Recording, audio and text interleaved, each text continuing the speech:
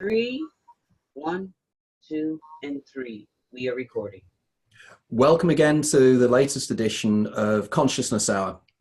As many of you will know, I've been quite fascinated by near-death experiences and allied phenomena now for many, many years.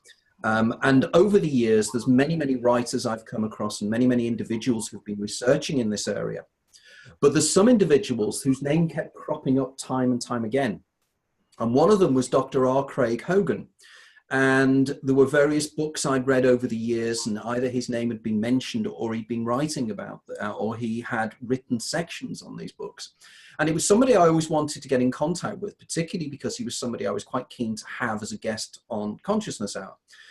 Quite out of the blue, around about 6 or 7 weeks ago, Dr. Hogan actually contacted me on a conference he's having in the States. And I was absolutely delighted. So I contacted him and suggested that although I couldn't get to the conference for various reasons, it would be wonderful to have him on the show here, because some of the work he's been doing is really fascinating. And much to my delight, we now have Craig with us.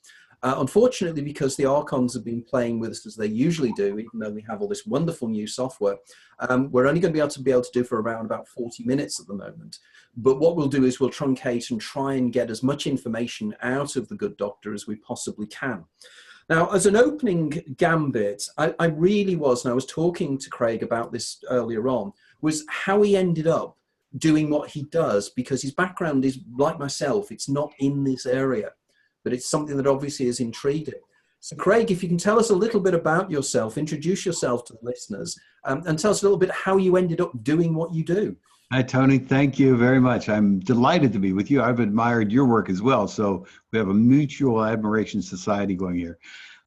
What happened was that I had gone through the first half century of my life and then was thinking nothing about spirituality or the greater reality or anything of that sort. And I came to that half century mark in my life, and I learned that I have psychic abilities. And the first one that I realized that I had was psychometry. I could hold things in my hand. I could hold a deck of cards in my hand face down, and one by one, I could tell the suit and the number of the card. And then I learned that I have remote viewing ability. So I can sit in my office in Illinois, and somebody can put something on a table or on the top of a desk or anything, thousands of miles away. And I can sketch what it is, and I can do it very accurately. So when I found out that I had psychic abilities, I was drawn into looking at the greater reality, realizing that there's much more to life than what we see. And so as I went into it more and more, I learned more and more about the fact that we are eternal beings, that we are not confined to the brain, that the mind is not in the brain. And that led me into the fact that the afterlife is a reality. And we can communicate as easily with the afterlife as we can with people on this end of life. And all we have to do is learn the right methods to do it, and we can do it. And so that's what brought me into it. So how did this happen? How did you spontaneously discover these skills, or was it something that somebody pointed you in that direction? When I first found out I could do psychometry, which means holding things in your hand and realizing something about the object, I had gone to a psychic just out of on a whim, and had a reading with her, and she said, you know, what you can hold things in your hand and tell things about whatever it is. And she said, go home and take a deck of cards and take the cards one by one with the deck face down so you can't see the card.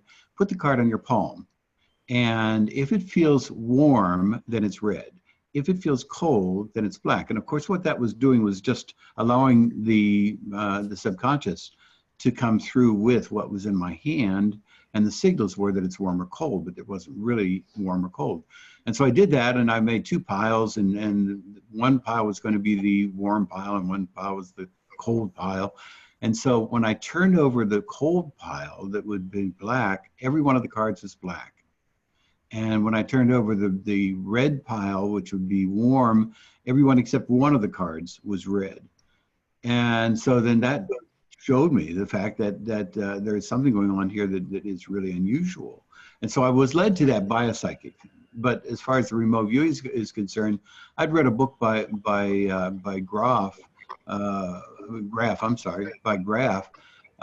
Tracks in a Psychic Wilderness. And it said, all you have to do remote viewing is to sit in front of a computer monitor, find a site that has targets on it, targets meaning a picture, an object, something that you can view, and empty your mind, make your mind into what he called an empty rice bowl. And so you make your mind into an empty rice bowl and you wait for it to be filled. You just concentrate on whatever it is and you wait for it to be filled. And I did it, and the first time I did it, it was astoundingly accurate, and I had no difficulty being able to do remote viewing. So in that instance, I had discovered it because of my reading, and that's what brought me into it. So what this is doing is it's opening up your mind in some way. It's almost like a kind of a subliminal skill we have that, I mean, I find that when, I mean, I have very, very powerful hypnagogic imagery when I'm in that kind of liminal state between asleep and awake, you know, hypnagogia or hypnopompia. And I always find that if I'm starting having these images, it's very difficult. What you have to do is kind of draw them in, like they're in your periphery vision. And you have to work on them that way. And I sometimes wonder whether these kind of alternate skills or these alternate ways of perception, kind of, we can't necessarily control them in the way we would like. Now, I know from your work that you're very much interested in communicating with people that have passed on through the veil of death, or whatever we want to term it to be. So if you can spend a little bit of time, because you've spent many, many years now looking into this and researching it, what do you believe is taking place? What is the process, and what is going on here? Yeah, it's because of the fact that we're not separated from the other people. It's as though we were sitting in an auditorium watching a movie, and we can see the movie on the screen, and we're engaged in the movie, and we're the protagonist, and we're having these happy hours, and we're having these sad hours, and we're involved in it emotionally. And at any moment, we can switch on the lights. We can switch on the lights, and we realize we're just in a theater. We have our loved ones around us. They're sitting with us, and we can just sit there and talk with them. And if we turn off the lights again, we go back into the physical reality, and then we can engage in the play that we're part of. But we can switch the lights on and off anytime we want. So all we have to do is shut down the physical reality. All we have to do is shut down our focus on the physical realm. And when we shut down our focus on the physical realm, we are immediately in the alternative realm. We're immediately in the greater realm that we're part of, that our minds are part of. But we have to do this entirely by mind. And that's one of the reasons that the physical scientists have difficulty with this, because you can't, this is not something that we can do in physical science. We can't do it through experimentation. We have to do it by relaxing the mind and allowing the mind to take over. They will take over on the other side. That's how we can have afterlife communication. So when we relax our minds away from the physical realm, they come in and take over, and they will give to us, they'll unfold to us their communication from that realm. But what we have to do is we have to relax the mind. We have to shut off that light, or turn on that light, so that we see that we're just in an auditorium with our loved ones and just have a communication with them. But the difficulty is getting people to do that and to realize that what's coming to them is not, quote, my imagination, that this is in fact unfolding from them, that they're only in, there is no space and no time. And so they're not in another space, they're not in another location, they're simply one with our mind. And if we just allow ourselves to relax into it, the communication happens all by itself. I see. So it's rather similar. I noticed in some of your writings, in one of your books, you mention, and it's somebody I'm fascinated in, the work of Aldous Huxley and Henri Bergson and various other people who argue that the brain is in fact an attenuator. And that by opening the doors of perception, we discover the wider reality. And it seems that our brains, in order for us to exist within whatever this simulated reality is, this phaneron of existence that we're in, our brains are attuned to us perceiving that. But in doing so, it takes out the wider worldview that we ordinarily would have if we hadn't have restricted ourselves into our Plato-like cave in the sense of how we perceive things. Now, clearly, when you communicate with the dead and the way the dead can communicate, this runs totally counter to what the modern scientific model has about this. Mm-hmm. So what's your opinions on this when scientists say that consciousness is just an epiphenomenon of brain behavior or brain patterns, it's just neurons reacting with electricity? Mm-hmm. Clearly you have a very different opinion of that. So Yes. what's your viewpoint on that? Yeah, that the mind is independent of the brain, that the brain is just part of the scenery. So it's a prop. And the mind then interacts with the body. In other words, it uses the body, rather like an avatar. So that we use the body, but the mind is never in the body. It's never united with the body. And so what happens is that when we then drop the body and the body's no longer useful to us, the mind just keeps on going. You know, it's rather like in that auditorium that we turn on the lights and everybody gets up and walks out of the play. And then you go on and you can go into another room and have another play. And you are the same person, you are that individual. So you haven't been lost, you haven't gone into you know, a nihilistic non-existence. What happens is that you simply go into another play and you engage in another play. So we know that the mind that is outside of the brain is using the body, which is in the physical realm, but all of this is scenery, all of it's props, and we're only using this to have experiences. And the experiences then are what give us the challenges that allow us to grow, to surmount the challenges and become a different person, a new person. But we have to have the challenges. We have to have the tragedies. We have to have the loss in order to be able to grow and overcome the difficulties and become whatever it is that we're going to become. The mind, in other words, is growing and maturing through the experiences in the physical realm, but the physical realm is just scenery. Okay, so playing devil's advocate then, what evidence have you got? Have you got hard evidence for your assumption that death is not the end and there is afterlife communications, and afterlife communications can be proven? So what evidence have you got to turn around to your standard skeptic to say, well, you know, where is your evidence on this? Mm-hmm, sure. We have a lot of evidence, and the evidence that we have is from communications that we receive from these individuals who are now living on another plane of existence. There are millions of these other planes, incidentally. It's not just one afterlife. And it isn't really an afterlife because it's all only life. We're on a spiritual plane right now. But the proof, we have a great variety of proof in these communications from the other side. Some of the best proof is come from Leslie Flint's archives of recordings. Leslie Flint was a medium, a direct voice medium, who lived in the 20th century. And what would happen is that Leslie Flint would sit in a room, and in a darkened room, and voices would come out of the air. And they were actually coming out of a voice box that was on his shoulder that was made out of ectoplasm. But the voices would come out of the air, and we have thousands of recordings of them now. And in some of these recordings, especially those that are called the Nanji recordings of Annie Nanji and Dr. Nanji, her husband would come in and sit in this room with Leslie Flint, just the two of them.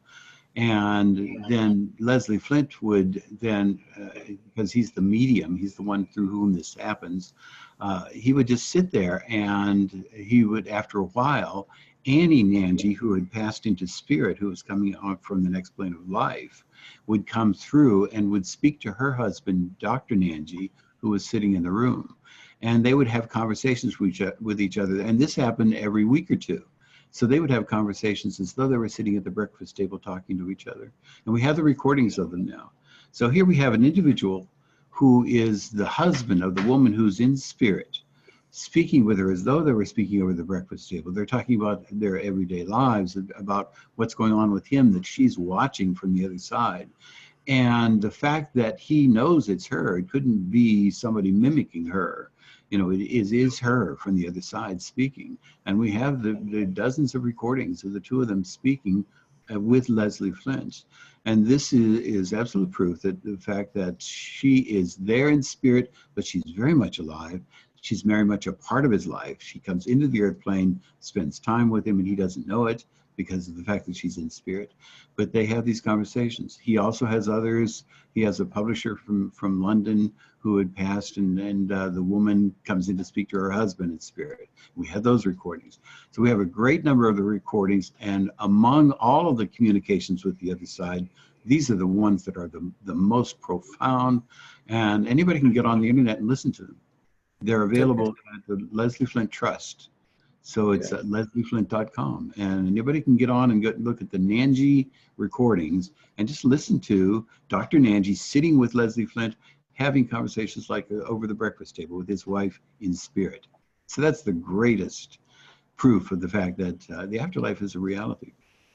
The people who, when the communications take place, presumably we must be in a position to develop our knowledge of the geography of wherever else it is. So what is at the other side? What the death experience? What happens after the death experience, as far as somebody leaving this plane? Sure. What do they experience? What happens? Yeah, and we have these recordings and other statements by those on the other side who come through mediums, mental mediums and physical mediums. So we have a great library now of the descriptions of the other side and what happens. So when somebody immediately transitions, in other words, they stop using the body, the mind is the same because the mind was never in the body. The mind was using the body. So then the mind just keeps on going. And what happens immediately after depends upon the person. So there are many things that happen. In some circumstances, the person will just leave the body and can actually stand there and look at it, can see it there. We have instances in which somebody passes away suddenly, one where somebody was hit by a truck. And the person just stands there and looks at it. What happened was, in this instance, this is one of the Leslie Flint recordings. The individual who was hit by a truck was immediately out of his body, but he didn't realize it. He thought he was just standing there. He saw a group of people, and they were standing around looking at the ground, and there was a body on the ground. And he said that the body, it just looked like him. It could have been his twin brother, he said. And what was happening was that he was outside of the body looking down at the body, and that it was him lying there. He realized it then, and then they took the body, put it in the ambulance because it had already passed, and he got in the ambulance and he went with his wife to the hospital. And then a few days later, he went to the morgue, and he said he didn't like it there, so he got out of there real quick. And then he went to his funeral. And they said that they had a horse and carriage that had carried the body because he'd always wanted to have a horse and carriage if he ever passed away. And he said, but at the time when he was watching this happen, he was watching his own funeral, he said, but it was so damn silly because there I was. So in this case, he was there with the body. He was on the earth plane as a mind, and he was not in the body, not using the body, but he was still on the earth plane. In other instances, somebody immediately after passing will be in what looks like an institution, looks like a hospital. It's a reception area. And they wake up there, and then their loved ones come to them there in that reception area. In other instances, they would wake up in a room, and it could be a room that was exactly like the room they had when they were a child. And they wake up in the room, and their loved ones are all assembled around them, and they have their reunion there. So what happens immediately after passing depends on the individual. There are a great variety of ways in which that happens. And after that, then from there, we know that they go on to live their lives. They live with the individuals whom they were close to on the earth plane. They will live in houses. They have streets, they have streams, they have mountains. They have all of the same things we have on the earth plane, but it's just on a different vibration. In other words, it's a solid, but it's what we would call matter and energy on the earth plane. But it isn't. There is matter and energy is just a conception. It's consciousness that is giving us the experiences that we call matter and energy. And so they have the same things on the next plane of life that we would have on this plane of life. In fact, they say, if you didn't know it, I mean, we are right now on a spiritual plane. The next plane of life looks just like this. You wouldn't know the difference. Some people think they're dreaming and that they're going to wake up anytime now because of the fact that everything is so real there. So we have vast amounts of information about what it's like on the next plane of life. And people can read it. I recommend the book by Anthony Borgia. It's called Life in the World Unseen. And it is the most complete book about the conditions on the afterlife. It's a wonderful book. So I suppose the argument is that the people who are on the next plane of existence, the next level, whatever we like to call it, the only difference they actually have is they're aware of the existence of this plane, presumably? That's So one of they the know that differences. this one exists. Yeah, that's one of the differences. They do have the knowledge then, because they can go down to, you can go down to the plane below you, and the Earth is below this next plane. So they can come down to the Earth plane, and they can visit their loved ones. In fact, they do visit them. And they also get their thoughts. So there is no separation of the minds, so that if a person on the Earth plane really needs them, is in sorrow, is having a difficult time, then they get that feeling, they get that knowledge, and then they come down to the Earth plane from that next plane of life. So that they are then able to come to us at any time. The other differences in the next plane of life is that there are none of the negatives, none of the things that we associate with accidents, pain, death, those sorts of things. So that's a difference for the next plane of life. It also is, as they describe it, much more wonderful. Everything is at a higher level of experience. So there are colors there that we can't imagine. They have instruments and they have music that we can't imagine. They say that the flowers there, for instance, when they walk down the fields through what is a countryside, just the same as countryside here, but the flowers are much larger. They don't pick flowers there. There's no need to pick them. But the flowers then not only have an odor to them, they not only have that sense of the odor, but they also have a sound that comes from them. So there's also music. So there are many things about the next plane of life that are much more wonderful than this plane of life. But essentially then they look the same. If you just look at them at a glance, then they would look exactly the same. So, in terms of this, I'm almost reminded of almost synesthesia here, in the terms that the sounds, and people can see sounds and see smells and everything else as well. On the other side, if I interface with somebody else, or say when somebody passes over and they see their loved ones, their loved ones are manifest as what? As how they remembered them, how they are now. I mean, effectively, you and I are looking at each other now, and I'm seeing you, and you're seeing me, but we're in some kind of form of consensual reality, and we've aged through our lives, right. And we are now, in our 60s or whatever we're in, and we're looking at the world in this way. On the other side, are people all the same age? Do they age there, or how does that work? Yeah, on that plane of life. Now, there is a plane of life that most of the people from the Earth plane go to, and it's been called Summerland by the Theosophists or by the spiritualists. And that's a good term for it. Other people call it level 3. But in this plane of life that most of the people from the Earth plane then go to, the people there have bodies just as solid as the bodies that we have here. But the bodies that are in their 20s and 30s. So they're in their prime of life. And it's not because they decide, I'd like to have a body in its prime of life. I'd like to have a 20 or 30-year-old body. It's the fact that it's just given to them. It just is assumed for them. And they have that body because of the fact that that's desirable to them. So they have that body. If they passed as children, even as stillborn, even as babies not carried to term, they then will grow up on the other side. They go through the growth process and will go through childhood and adolescence into adulthood. So then they do change. Their bodies do change. The person who is in his 20s or 30s then would stay like that for their entire life on the other side. And as far as life on the other side is concerned, on that next plane of life, there are people who come through, one of them in Anthony Borgia's book, that said that he had been on that plane of life for 1,000 years, Earth years. Then we have other people who have come through, Leslie Flint, through those recordings. Confucius has come through, so that's an ancient person. And the people from the Roman Empire have come through from the 1st through the 4th centuries. And so we know that people are staying on that plane of life for as long as they want to. And they are keeping the body that they want to have. So whatever that prime body is, that is the body that they keep on the other side. Do we then get people from the future? If we can have people from the past like Confucius, are there people from the future that we can interface with?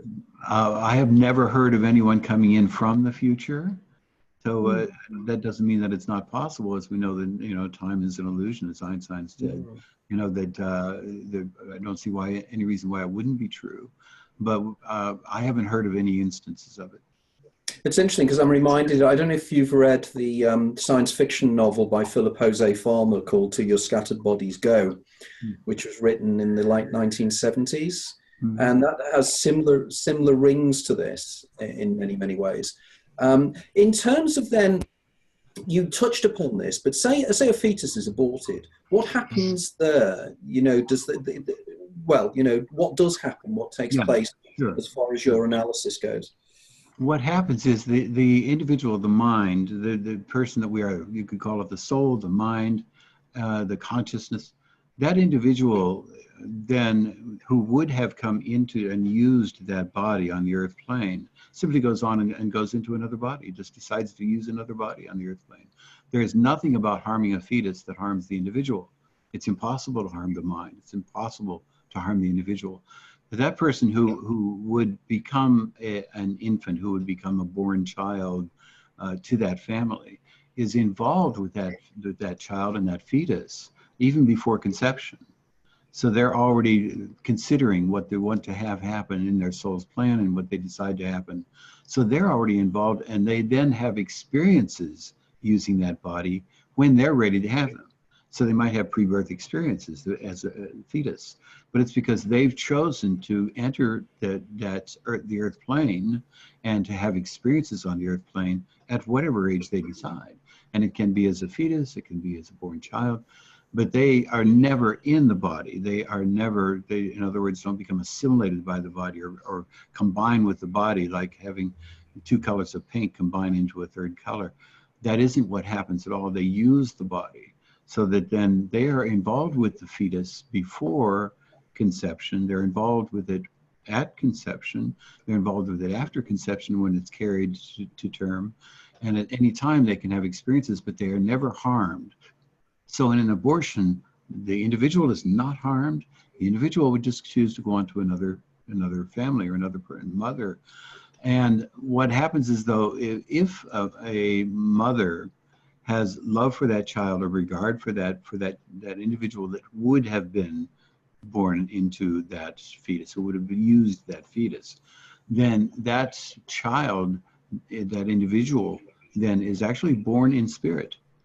And we have many instances in which fetuses that have been aborted, the individual that would have been in the fetus is born in spirit and then grows up on the other side. And there are wonderful reunions that we have records of people crossing when they transition from the earth plane, of having a reunion with an aborted child who had grown up on the other side, and then just wonderful, heartwarming reunions that they have with stillbirths, with children who have been aborted. Because there is love, and love is the key. Love is what makes it happen. Because we love our pets are there. Anything that we love is there with us then on the next plane of life.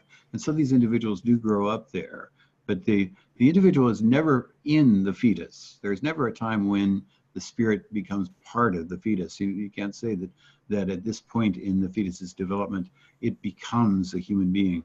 That simply is not the way it happens. The individual can use the fetus as body, as part of the scenery in the earth play, can use that at any time and chooses to or not to use it, but it's not harmed. The individual is not harmed by an abortion. Okay, so this seems to have elements of reincarnation in it, the idea of coming back and transmigration of souls and everything. But one of the things that's fascinating me at the moment is my last book was Opening the Doors of Perception, and I'm moving on. My publisher has actually said, we'd now like to have you look at what is happening the other side in terms of the entities that people encounter in out-of-body experiences, entities within lucid dreaming, entities within DMT experiences and everything else. So it brings the million-dollar question about the existence of evil entities, entities that people seem to be negative in any way. What's your opinion on those?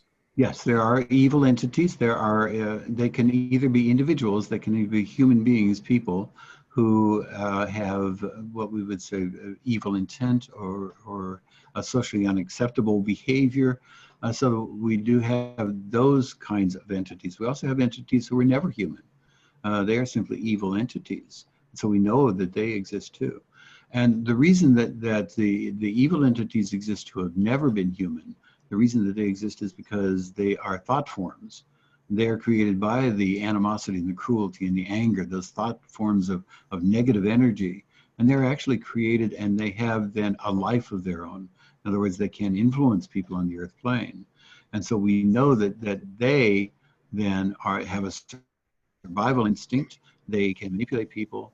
And so that's where they come from. We have to realize the fact that we are thought forms, that we are mind. In other words, we are not the body, we're not the scenery, that we are minds. And because of the fact that we're minds, these entities that are evil or negative are thought forms as well.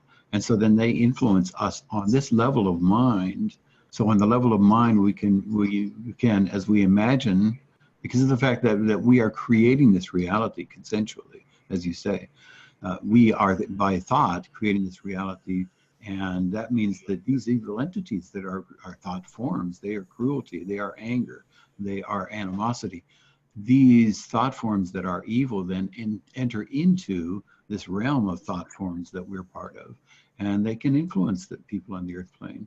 Now the people though who are human beings, who had very negative lives, they were filled with violence and cruelty and serial killers and so forth. Those individuals, when they transition out of the using the body, they are mind, then they are thought forms, but they're able to stay on the earth plane. So they can stay on the earth plane even though they're not using a body, and they can function on the earth plane, and they can try to influence people on the earth plane. And they're called earthbounds. And the earthbounds then can influence people on the earth plane because they have evil intent. An arsonist will stick around people who like to light fires on the earth plane to try to influence them, to inspire them to light fires, because they can't do it themselves. So this is how they get their kicks. And so then they stay close to the earth plane, they're earthbound, and so they do have influences on people. So we know that happens. This is intriguing because one of the areas that I touched upon in my last book, which was funnily enough a book on J.B. Priestley, a British writer, but Priestley was quite intrigued by the concept of the tulpa. And of course the tulpa is a thought form that is created by people creating things, because Aleister Crowley, the famous British black magician, in raised commas, used to have this term called an egregore, where you could create a kind of a thought form. And of course we have the famous case, was it Philip in Toronto, where a group of people manifested an entity, a 17th century English nobleman who had never actually existed, but seemed to take on something in himself. Now, if the argument is that this reality is part of a multi-nested reality, and within those reality, this is a form of simulation we are living within, and we can be embodied in the simulation, we're getting into some very, very interesting areas, because this is the area that science is moving in terms of the idea of the holographic nature of reality, the way in which reality seems to be created by the act of observation, as we know in quantum physics, we know from the Copenhagen interpretation. So we're moving to some very, very interesting areas here. Now, I'm very aware of time, and unfortunately we lost a lot of time at the start. What I'd like to do now for the final few minutes, and I'm really sorry about this, we've run out of some time here, but I think we'll just get you back, because I think it's important we continue with these ideas, is your Afterlife Research and Education Institute. Can you tell myself and the listeners a little bit about the organization, and indeed your symposium in September in the States, and what's going to be happening there? Because I'm sure a lot of people will be very interested in the things you're saying here. We formed the Afterlife Research and Education Institute because there are many of the researchers now who are helping people to learn how to have afterlife communications. They're discovering new methods of having afterlife communications. We're using instrumental transcommunication. We're reusing technological devices. We're actually recording the voices of people from the other side, and we communicate with them through these recordings. We're using psychotherapists. We're teaching psychotherapists how to have their clients have afterlife communications while they're sitting in their offices. We're teaching mental mediums. We're teaching physical mediums where they sit in a room and they have materializations, or they have objects moving in the room, or people speaking through a direct voice. In other words, the voice is coming out of the air. So there are many of these ways of communicating with people on the other side. And the people who are developing these and refining them and teaching people how to use them are working out of their dining rooms. You know, they just can't find funding. Where do you find funding? You go out to a foundation and say, listen, we're talking to the dead, and we'd like to have you give us some money for it. And we just can't find it. So we formed the Afterlife Research and Education Institute to support these people. We're trying to find funding for them. We're trying to find ways of helping them to get the resources to network with each other. And we're holding a symposium in September in Scottsdale, Arizona. And we're bringing together 30 people who are experts in the field of afterlife communication, and they have some things to do with the transition from the body into the next realm of life. They have things to do with communicating with people in the afterlife. They're the pioneers who are doing this work. And these 30 experts are going to be coming together, and they're going to be speaking with each other about what they're doing to network, to fertilize each other. And at the same time, we're having presentations open to the public. So they'll speak to the public in presentations. And as they speak to the public in presentations, they'll be sharing with each other, but they'll also be educating people. So we want people to come to the symposium to learn about it, to become involved. Membership in the AREI, Afterlife Research and Education Institute, is open. Anybody can become involved in it. And if anybody has any funding sources that we can get to the researchers, we're trying to do that now. But the symposium is our big event. That's where we're going to bring everybody together. We're planning on having 800 people at the symposium. And all of these people then are going to be speaking to each other. It's a wonderful time of camaraderie and sharing and discovering things that are going to be happening. So it's a very exciting time. And you can learn about that at afterlifesymposium.org. That's afterlifesymposium.org. The institute is at afterlifeinstitute.org. So easy to find, and we welcome anybody to have dialogue with us about either the institute or about the symposium or about just communicating with your loved ones. So we would invite anybody to contact us at any time. Wonderful, because when I was doing research, as you probably know, I wrote a book with Ervin Laszlo called Mortal Mind, and quite a few of the areas that I was researching there was very much directly related to the stuff you're talking about here, like EVP and various other things.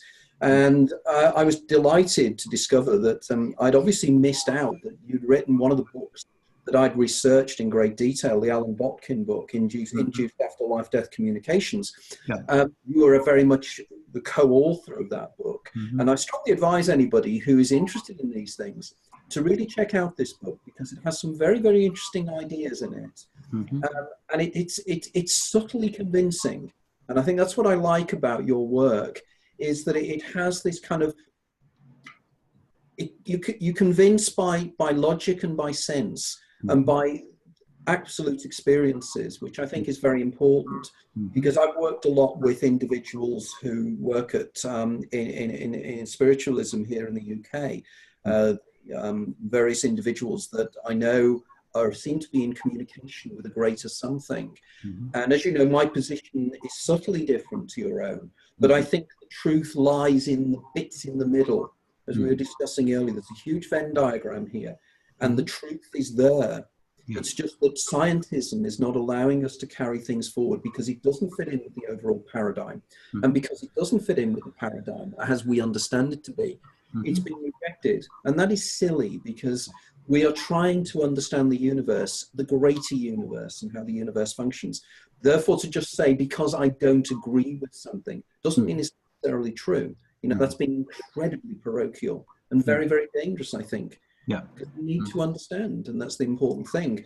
Right, Craig, thank you very much for your involvement here. I think, you know, Dia and I would probably be delighted to have you back, because I think because we lost the time at the start, it was most unfortunate. so many questions in my mind that Yeah. we can carry forward. So thank you very much for your time here. Yeah. And look forward to speaking to you again soon. Yeah. And to everybody else, thanks again for listening in or watching this. We have a whole series of guests coming forward throughout the year.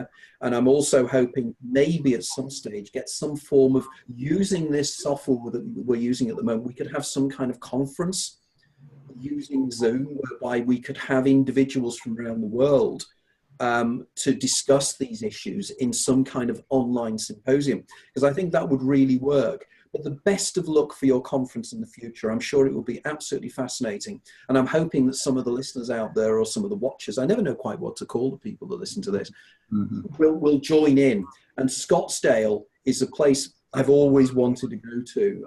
One of my favorite artists, Steve Hanks, used to have a studio in Scottsdale, and I used to buy his limited prints many, many years ago. So it's one of these places I've always wanted to go to. So Craig, thank you very much. Is there any other bits and pieces if people want to contact you directly? Is there any forms of communication you can suggest as well? Yeah, I invite anybody to contact me. I'm anxious to answer questions and to get people involved.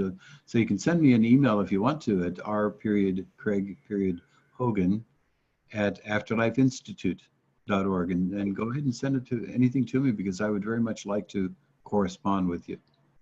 Wonderful, because I think in the final analysis, what is important here is evidence. And if we have evidence, if there are individuals out there that have had communications with people who have passed over, and those communications involve information that they could not possibly, or you could not have possibly known, this is the power. All we need is the data and the proof. You know, effectively, you know, we are trying to just understand this, as Teilhard de Chardin said, you know, we are spiritual beings having a physical life. What we're trying to understand is to understand the greater thing. And this is all we're trying to do. We're not trying to trip up science. We're not trying to do anything like that. We're just trying to understand. And I think that is what's most important. Yes, I agree. Craig, thank you very much for joining this afternoon. As always, thank you to Dia Nunez in the background there in Denver, Colorado, who without her help and ministrations, this would not happen. So thank you very much. And we're speaking to you all again soon. Thank you. Bye-bye.